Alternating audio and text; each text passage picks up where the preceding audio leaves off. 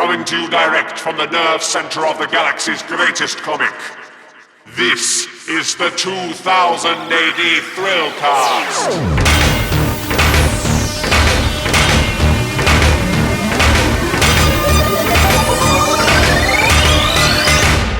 Borak Thunga, and welcome to another thrilling episode of the 2000 AD Thrillcast. I'm your host, Molch-R, and this week we're going to talk to two writers who've got not just series in the past for 2000 AD, but also series coming up. Guy Adams, who's the writer on Hope, and James Peaty, who is the writer on Skip Tracer. They're going to be talking about their new series for the world of 2000 AD.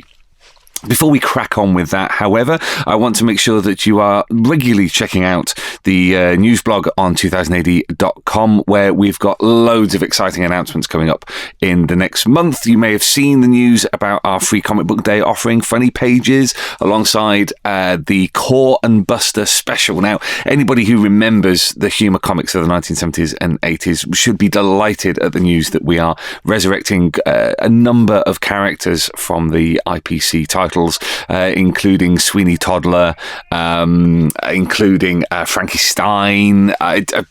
There's loads of them. Gums as well, the shark with the dentures. That's coming out in April. We've got Free Comic Book Day at the beginning of May with the Funny Pages, which is reprints of some classic stories from the heyday of British humour comics. And we've also got the 2000 AD Villains Takeover special, which, is pretty special. You should definitely check all of those out in the spring.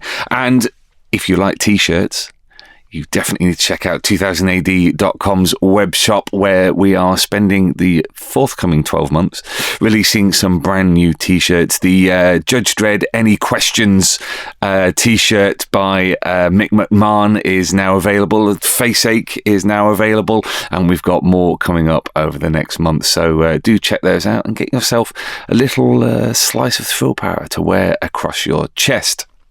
Now, we've had Guy Adams on the Thrillcast a couple of times to talk about Hope, but he's got a new series coming out fairly soon, which is The Further Adventures of Max Normal, which any self-respecting Judge Dredd fan will know is the Pinstripe Freak, the informant that keeps Dredd up to date on what's happening on the ground in Mega City 1. James Peaty is the writer on Skip Tracer, which is in its third series now in 2000 AD, and has a new series coming out called Diamond Dogs, which is in the magazine, which takes a look at street-level shenanigans in Brit-Sit. Completely failed to get the right word there, but very much looking forward to these two new series. And so we got both Guy and James on Skype to chat about what they've got coming up for the House of Tharg.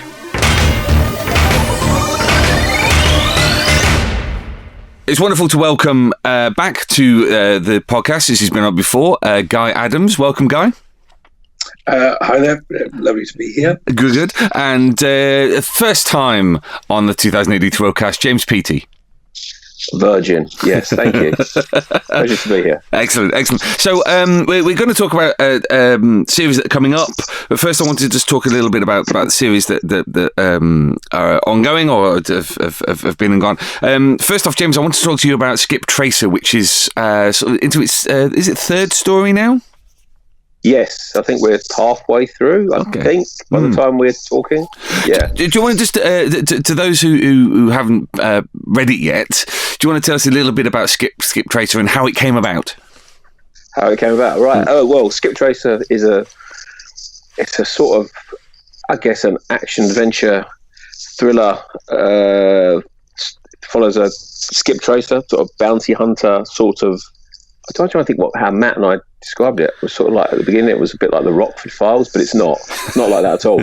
But that gives you an idea. It's in that kind of tradition of series like, I guess, Robo Hunter. And there's a little bit of Strontium Dog in there as well, in that that they do jobs that are brought to them. So there's a kind of notionally Nolan, who's the lead character, Nolan Blake, who's got this kind of mysterious military past and some sort of psychic powers, is he's engaged in transactional relations for whatever case he's following, but it's usually that doesn't really ever kind of come into it very much.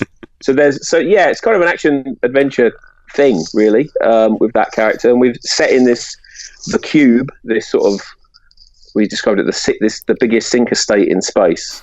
And that's kind of it, really. And we've been kind of sort of seeding in some longer term kind of backstory aspects as we've sort of moved along. That's my wife texting me, sorry about that. And that sort of developed. So we're on the third book now. Sort of book 2 and book 3 have sort of run pretty much back to back, which was quite an ordeal over the summer to get them. They were sort of commissioned together, so we're sort of writing them together, which was quite. And we've had Paul Marshall's drawn 2 books, the first book and the third book, and we had Colin McNeil on the second, and that's. So yeah, it's been it's what can I say other than it's been the last 15 months. It's been that series. So and I'm just about today to start writing the next one. So there you go. I mean, you've mentioned some classic 2000 AD stuff in there. Are there any kind of other influences that you're drawing on for something like this? Because I'm picking up the kind of almost now obligatory kind of Blade Runner feel to the whole thing. Yeah, well, I think in terms of the look of it, I mean, I don't think it's really like.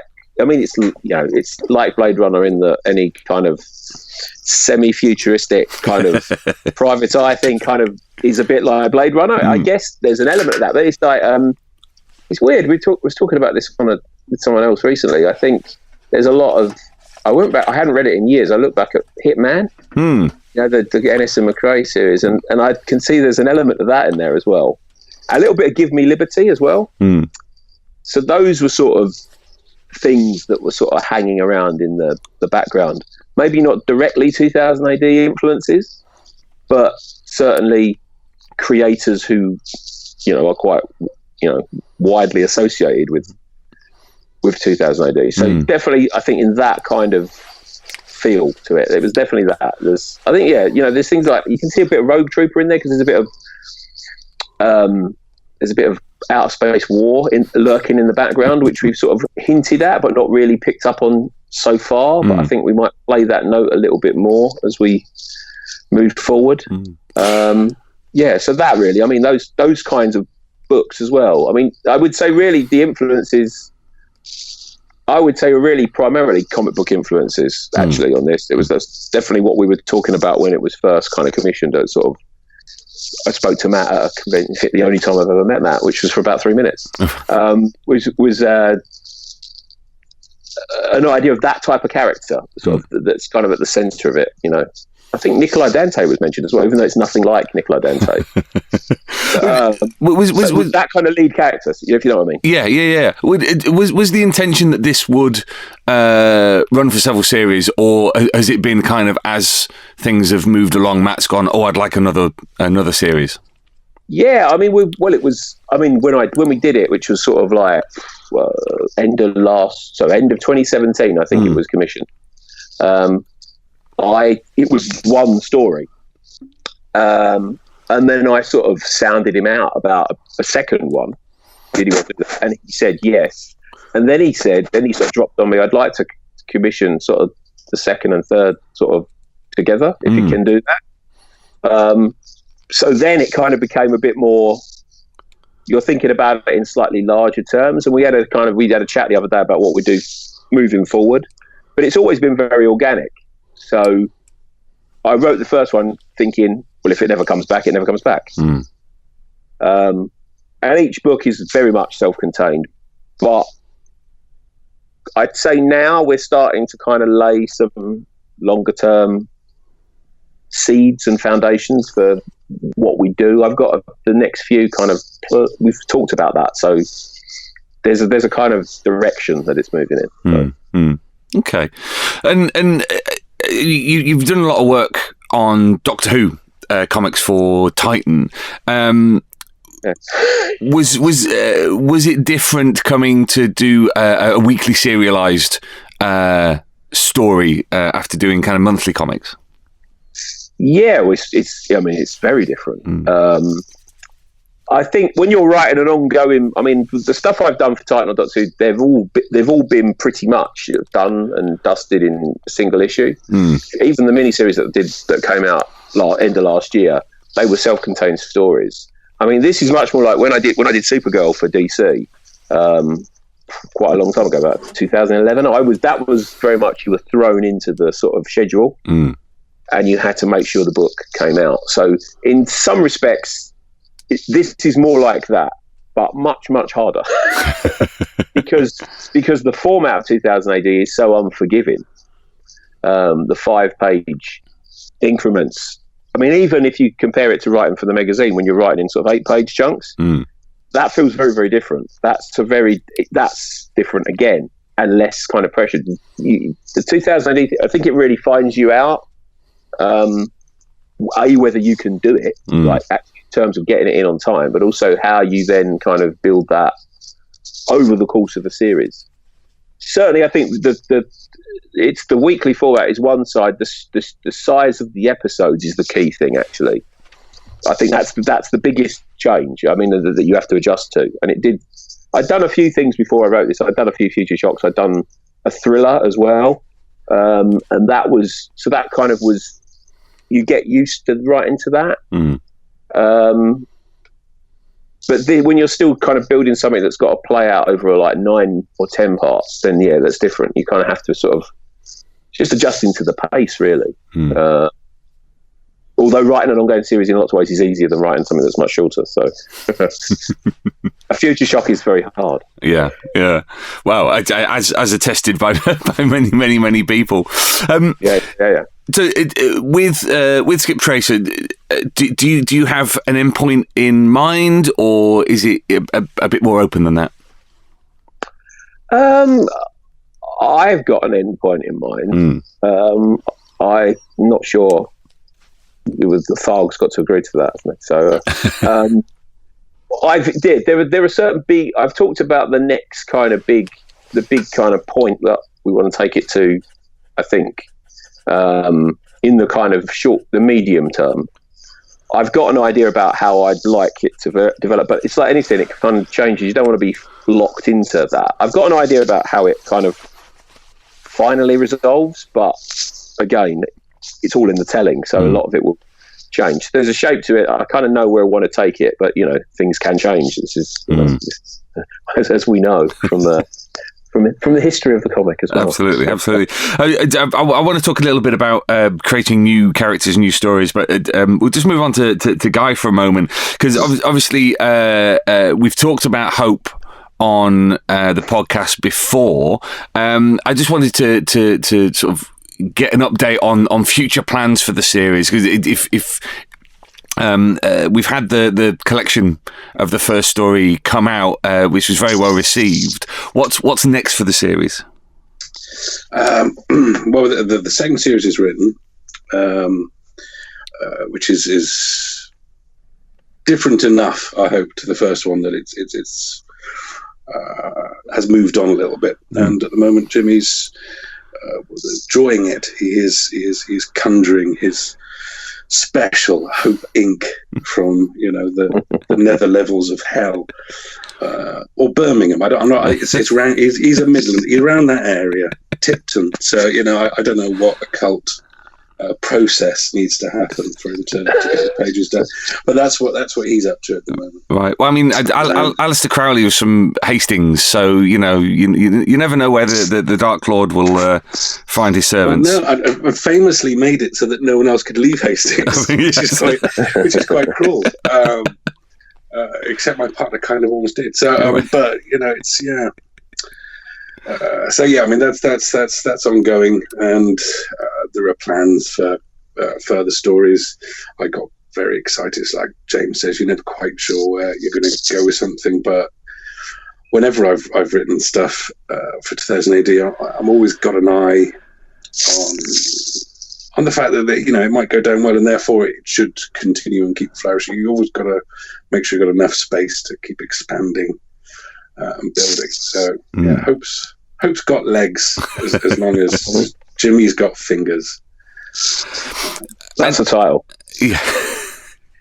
Well, Jimmy's got fingers. That's if he has to give up, art, then perhaps that's his specialist Vimeo channel that can pay the bills. I don't know. And Are you going to be drawing in other influences? Because obviously there's a very heavy James Ellroy kind of pulp noir influence with the first series. Are you moving things on in terms of what the kind of things you're drawing on, or is it still very much embedded in that kind of LA noir world?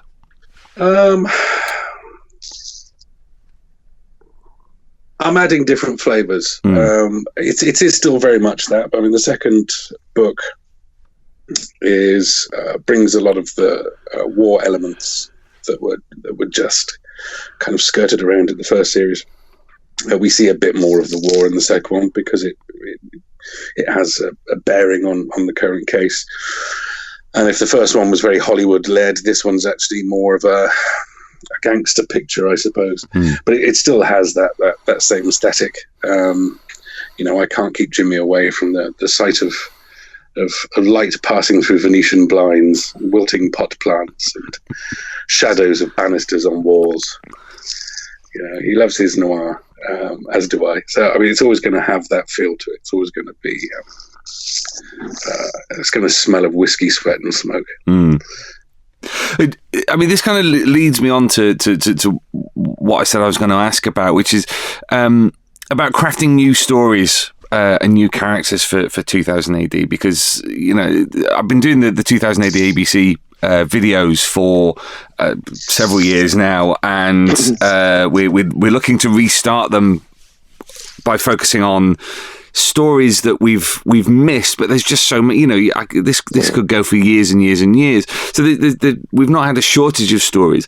But I wanted to get your both your viewpoints on the challenges of crafting characters that stick, that have longevity. Because obviously, Skip Tracer, we're into the third series. There's a fourth one coming. With hope, there's a second series. What do you think is the secret for creating a character that's got legs? Do you want me to? Shall I say? Yeah. You go first, James. Go for it. Right.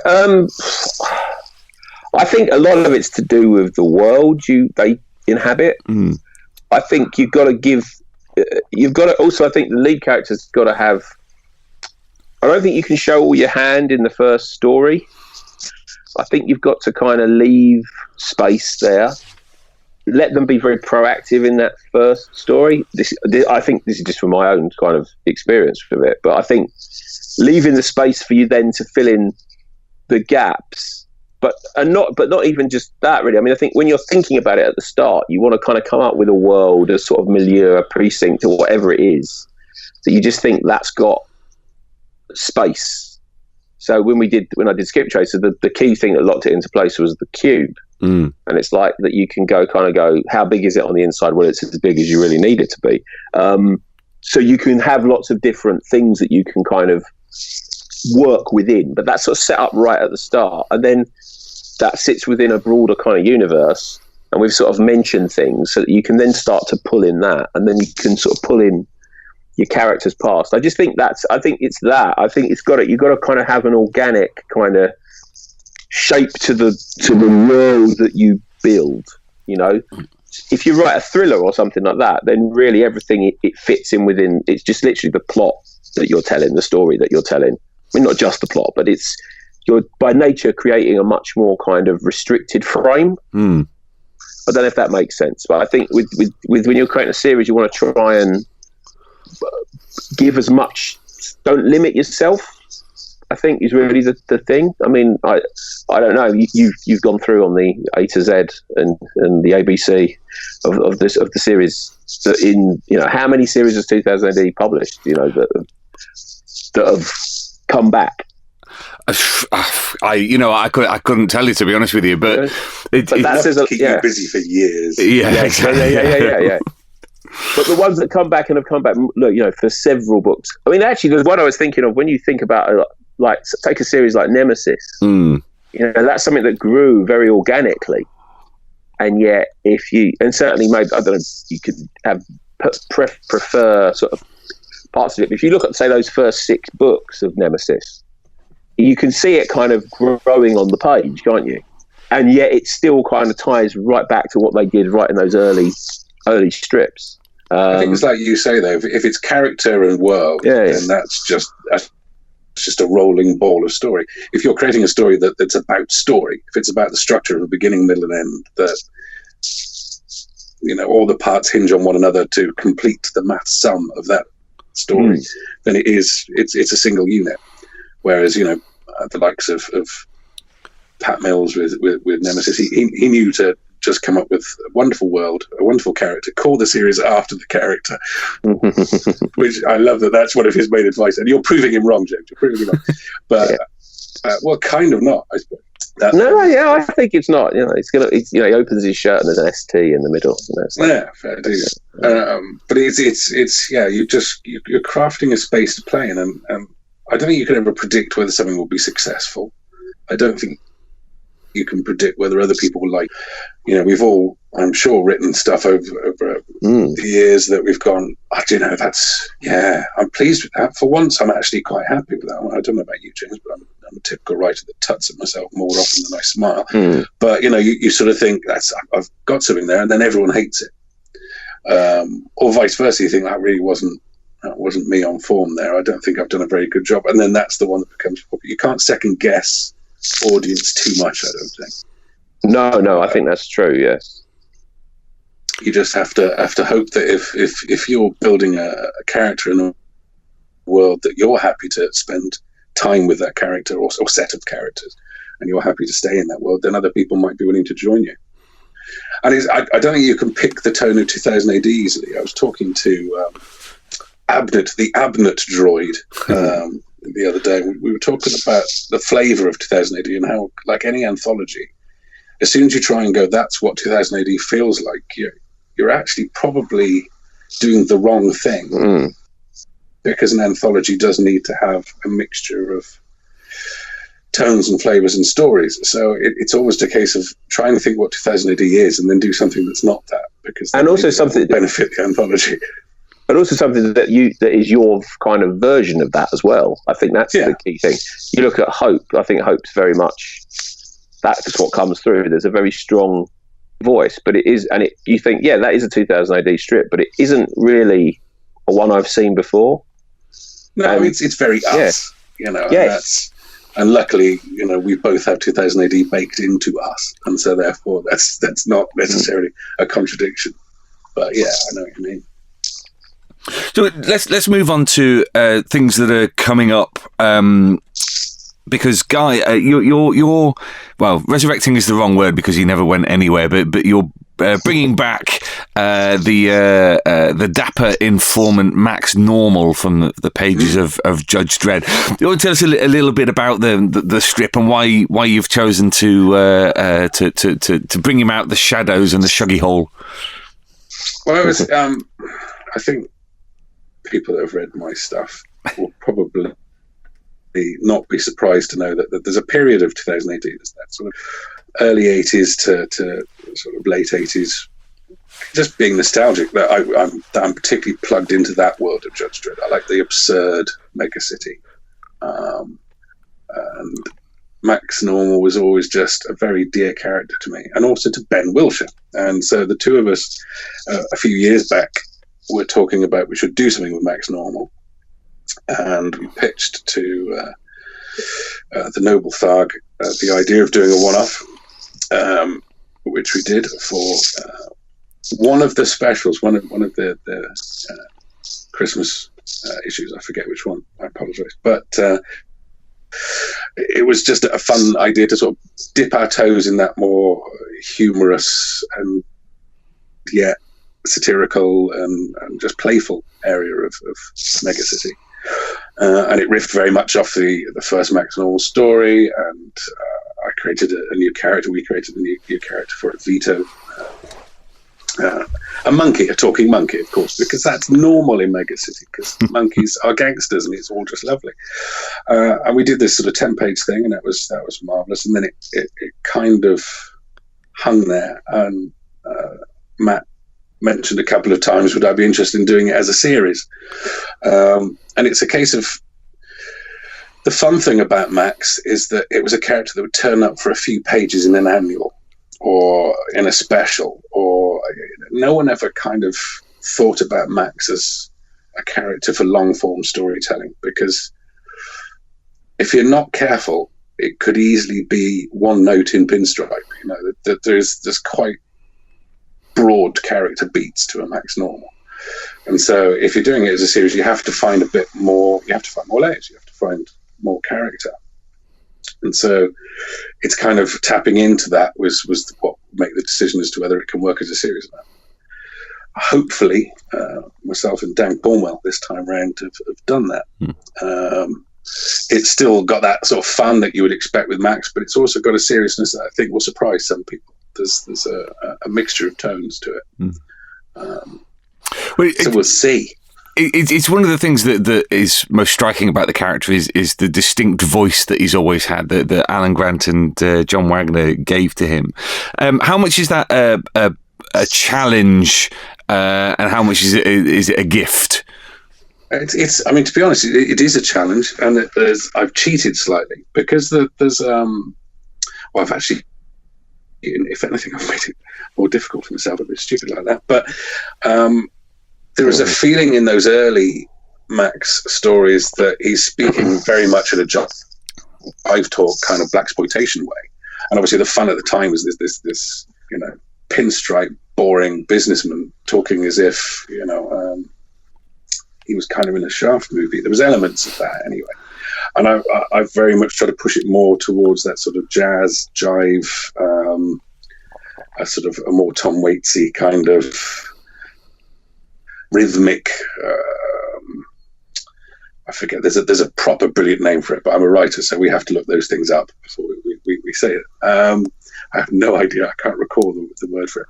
But that kind of working with rhythms and patterns within the structure. So it's not just rhyming couplets, it's looking at the actual, the syllables and the beats of everything he says and does. And that can take forever. It really can. And you can't overplay it. You don't want every episode to feature some big moment where he has a long speech that has a lot of syncopation and rhyme. It has to be used at specific moments. But yeah, it's not dialogue that you can rush. So yeah, it's a particularly foolish thing for a freelance writer. Never come up with a character where you really, really have to spend a long time over their dialogue. I've shot myself in the foot there. And what's the appeal of a character like Max Normal to you? I mean, you've already written him. Is there a kind of Shuggy-playing shadow informer lurking in your personality? Yes, and I think the main appeal is actually the fact that he solves things using words. What writer's not going to find that? He talks a solution. He that's his one gift. His gift is his gift is his brain. But he's not a violent man. He doesn't carry weapons. He doesn't. Maker City 1 is just the most awful place. So someone that walks through the middle of this grinding, oppressive, hateful, just grot of tower blocks and death, with a pinstripe suit, a well-pressed shirt, and beautiful language, loving beauty, because that's the other thing. Is Max is obsessed with beauty. He's an aesthete. It's the food he eats, the sham with an SH pain that he drinks. It's all about refined tastes, and in a world where that should no longer exist, that's really appealing. He shines. I think that's fun. And to pair him up with Vito, which is quite intentionally, I mean, Vito, who comes back for this series, is as coarse and earthy as you'd expect any New York ape to be. And so the balance between the two, the flavour of the language of the dialogue between the two, hopefully, is like ping pong ball bouncing across the page. Are there risks associated with using sort of bit part characters that the very kind of mystique and uniqueness of them will be diminished by shining a light on them for too long? I think it depends on the character. I mean, in some cases, if a character is defined by their mystery, then yes, obviously doing this is pure instant death. When a character is defined by a beautifully crafted set of broad strokes that, when dropped into a story, create fun. You know, if it's the sort of dramatic equivalent of an Alka-Seltzer that you throw into a glass of water, then you're just trying to find a different rhythm for that. You're trying to, if you're going to tell a 60-page book rather than a 5 or 10-page story, all you're going to do is hopefully make a character more interesting. You're not going to break them at that point. You're just going to expand. Because, you know, I'm sure there are lots of, I'm trying to think of one now, and of course my slow, wet brain won't manage. But there will be perfect Megacity characters, perfect Judge Dredd characters that you think actually to, you know, expand that character would be to dilute rather than enrich. But hopefully, and this is always a risky thing to say, hopefully Dan and I have enriched Max rather than diluted him. We'll see. Brilliant. But I want to move on to James now because, Guy, you've taken an existing character. James, for your new magazine series, Diamond Dogs, you're making a new character. But just in the world of Judge Dredd. Do you want to tell us a bit about the new series that's coming up? Yeah, it's sort of halfway through it at the moment. It's set in Britsit, so it's not in Megacity 1, and it follows this character who's essentially she's an informer for an undercover judge within a gang. They are the Diamond Dogs. So it's a kind of about. It's that really. It's looking at that world. The judges are not really in it. They're just sort of like a presence in the distance, you know, sort of looming over everything. And it's really, so it's kind of about crime. It's a very grassroots sort of street level story. And I've always really liked, I'm a big guy. I was talking about, you know, reading 2000 AD from sort of the early 80s to the late 80s.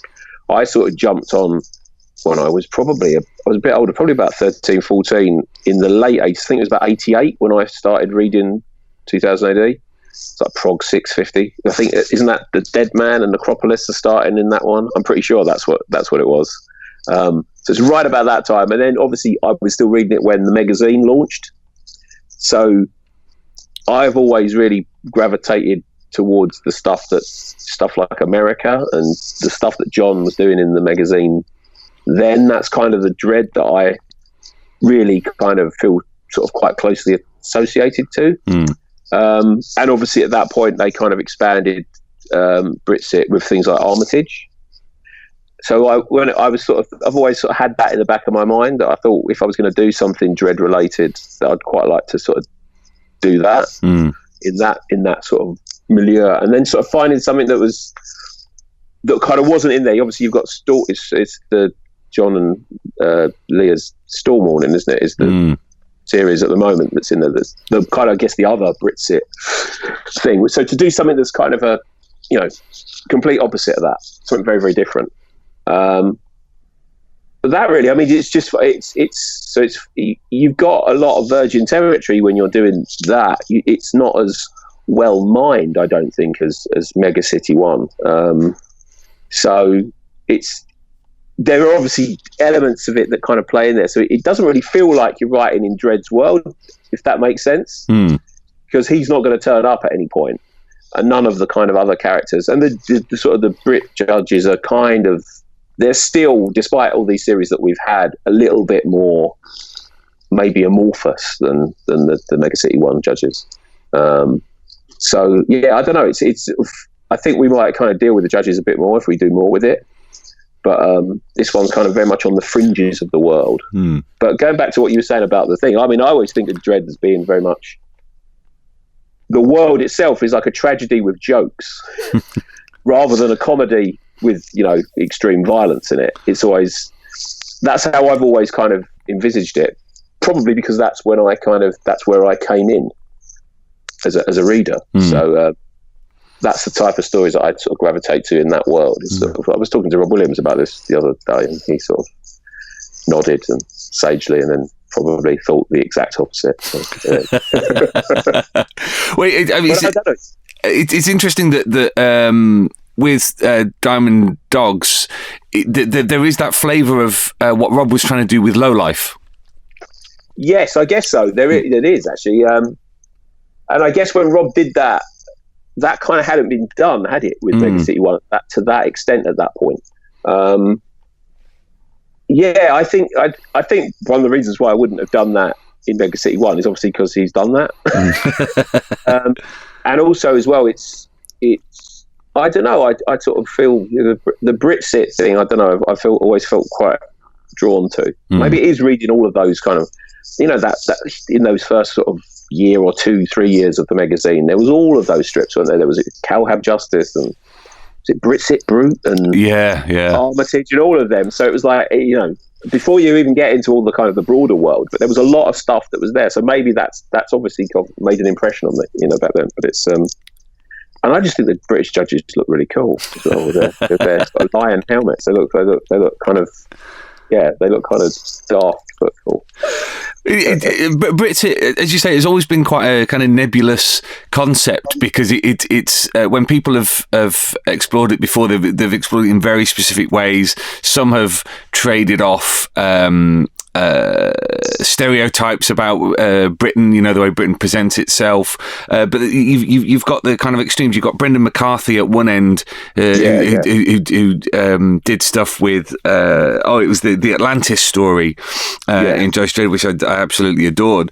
And then you've got all the way through to, as you say, sort of Calhab Justice and Brit-Sit Brute and Armitage. Do you think that the nebulous nature of it can make it difficult to ground it in a reality that the readers recognise?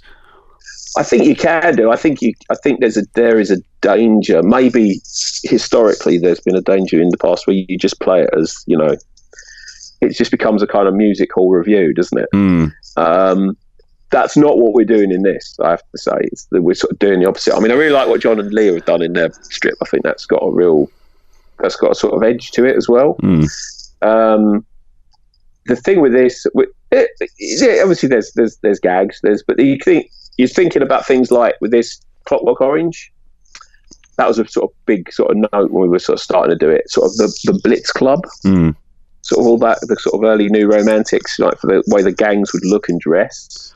And also was thinking about Cold War Steve, in his Twitter account, with his wonderful pictures that he's putting up of Steve McFadden. And have you ever seen those? No. Have you ever seen those on Twitter? No. Cold War Steve. He does these amazing photoshopped pictures of they're like sort of Bruegel sort of pictures, or a bit like Hogarth, but they're kind of Photoshop pictures, like Steve McFadden's in every picture, but he'd be in a picture with Cilla Black and with Kim Jong-un. Oh, if you haven't seen them, you've got to look at them. So when I was kind of writing this, that was very much in the back of my mind. It's like, well, what's modern Britain? What's the kind of satire of modern Britain? And we were talking about action as well. The legendary precursor to 2000 AD. That famous cover, the famous Carlos cover. The kids are okay. Kids are all okay. Yeah, kids are all okay. So that kind of thing. So it's very much that, a bit of quadrophenia in there as well. So in terms of the kind of the broader sort of, we're going as far away from the kind of carry on judges, I think is definitely not what we're doing. Which I think sometimes can be the easy thing to do. Certainly if it's that you become the tour of the nations, isn't it? And you do that. So that's kind of where we go. But to sort of really fit it within that sort of, I think Clockwork Orange, quadrophenia, that type of thing. That's sort of what we're doing. A bit of Fish Tank as well. The Andrea Arnold film. Oh, that turns up. Right. So, trying to make it very very British, actually. I think rather than do a kind of pale version of Mega City 1, which I would say, from my reading of that stuff over the years, that maybe that's the issue. I don't know. This is something I've always pondered, whether sometimes British writers find it difficult to write Brit-Sit in the way that they would write about Mega City 1, because Mega City 1 is ultimately a parody of American society. And is it more difficult to take the Mickey properly out of one's own country, one's own culture, in the same way? I think, I don't know. I think it might be. I mean, I think there's also, I don't think you should ever underestimate with Mega City 1, also the allure of it being America. I think there's a parody there, but there's also a slight glamour thing to it as well. The size and the scale and the kind of, it's got a kind of, I think that is a very strong part of Mega City 1's appeal. Is as awful as it is, there's still something quite other about it that is very attractive. I think we don't find our own backyard particularly attractive. So maybe we have more of an issue with glamorizing it or romanticizing it even. I don't know. But I think there is a certain romanticism, certainly to John Wagner's Dredd, I think, within that world, as much as there's all the other flavours that are played. And maybe that's not really played in the other kind of mega city context quite as strongly. It's certainly that complicated dance of that, isn't it? Sorry, no, definitely. That thing of it's kind of, I'm talking about Judge Dredd having that satirical flavour. It's also that just sheer mad creativity of some of the corners of Mega City 1. The idea that the next story is going to introduce something new and absurd in this city.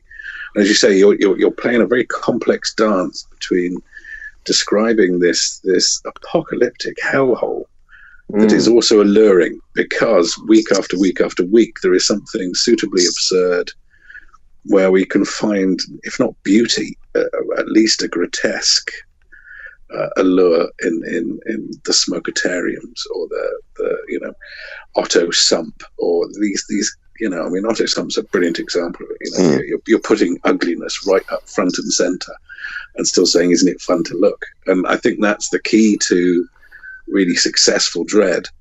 For me, it's a very personal thing. It's years and years of storytelling from lots of different voices, but anything that evokes that world of the judges, it's dancing this as you do between serious thriller writing and humor. You were talking about Garth Ennis and his work in there of flipping between the two, and it's something that Wagner's done and Grant has done for so many beautiful pages and pages of this paper universe that is so wonderfully expansive now. But it's a complicated thing because they're contradictory, but it's finding that by pushing those two poles together, the moment you hit that, I think is when it really sparks. Well, the moment you hit that with Dredd as well as a character, that's when it really sparks. I think that's what's the genius of how it's expanded over the 40 plus years, is that if it was just a one note, if you'd been playing one note for that length of time, it wouldn't have worked. You're absolutely right. I think it's those contradictory impulses are the things that kind of give it its animating force. It'd just be an arsehole with a chin, wouldn't it? There've been plenty of stories. That's another video channel, isn't it? Yeah. That's another video channel. So who's providing the art on Diamond Dogs? Diamond Dogs is going to be joined by Warren Pleece. He's doing full colour art as well. So it's I've seen the first part and it looks really terrific. And I work with Warren on Doctor Who, and I got an email from him when he was finishing up Incognito for Burger Books to say that he was looking for things, and he liked working with me, would be quite happy to work with me again. So I mentioned it to Matt that I'd had that email as this was coming up, and lo and behold, here we go. It sort of comes together, and Warren's, he's Warren. It's all of those things. It's great, and it looks. The fact that he's colouring it himself. I'm not sure if he has done that in 2000 AD on the magazine before, but couldn't tell you. I can't remember. No, I'm not sure, but I think it looks lovely. So yes, really looking forward to that. One thing I did want to ask you about is how, because you're both experienced writers. You've come to 2000 AD. After having worked on other properties, your own properties, etc., etc., how much has working for 2000 AD changed the way you work, changed your style, if it has? Go for it, James. Go for it. Oh, thanks. That's a hospital pass if ever I heard one. Such kindness. The milk of human kindness. I would say it has. I mean, I think coming to it, I think you get to the point a lot quicker. Unlike answering these questions, in terms of you get to the point a lot quicker because you have to. Yeah. I think you kind of don't luxuriate on ideas. You know, you kind of think you talk about get an idea down and just kind of go with it. I think it gives you a lot of, confidence, because I think that 2000 AD is, it is the last bastion of that kind of tradition in this country. But also as well, you're sharing pages with, still with John Wagner until recently, Carlos Esquerra. All of those people are still kind of have been around contributing to the comic as well. So you're not kind of coming into a title that's not got good people working for it. So if you come back in and you do more than one, you think, okay, well so confidence. It's like anything for any writer. You always. Someone was saying, what do you have to overcome to be a writer? And a lot of it's yourself. Constantly, with every script, with every story, with every outline. And it's like, I think working on this comic, there's so little time to kind of have the luxury of sort of analysing things. And I mean that in the best possible way, is that you trust your instincts as a creator. And I certainly think that's been a big...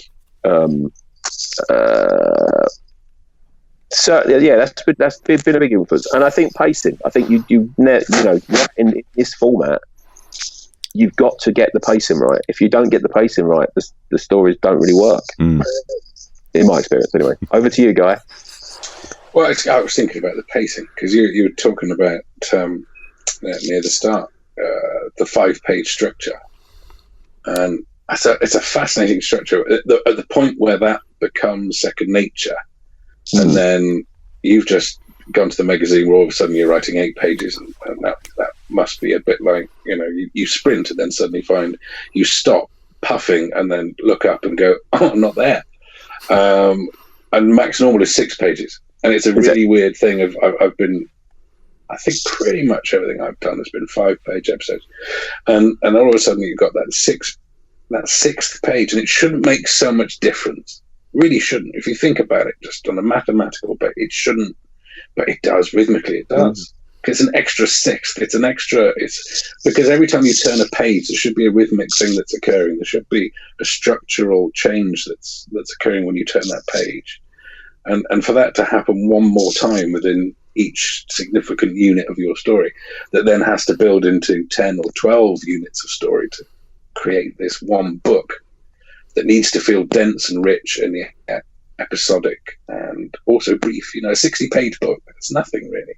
And yet, if you do the job right, yeah, it is an act of condensing one's ability to tell story. I think that's really, and the collaborative side for me, that's been a huge thing, because I was just books for years. I was books. I did about 40 books, and that's just like a despot, just God on the page, because nobody else is coming and making it look much prettier by drawing something. Like when you do scripts, no one's acting or adding music and basically tying up your shoes for you. And it's wonderful when you start working collaboratively in a comics or any kind of collaborative medium. That changes how you think about what you do, I think. It's a huge shift as a writer to start not looking at, because I know some people that look at collaborative medium and think, I'm not sure I'd like that, I'm losing control. Personally, I find it just inspiring. It's just wonderful.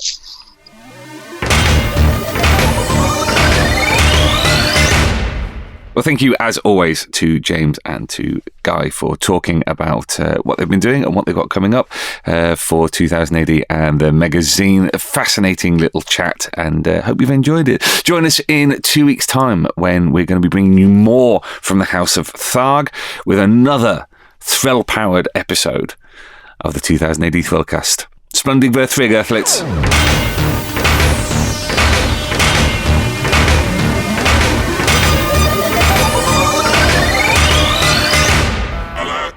Alert! Alert! Fill power levels dangerously high. Alert! Alert! Read 2000 AD every week.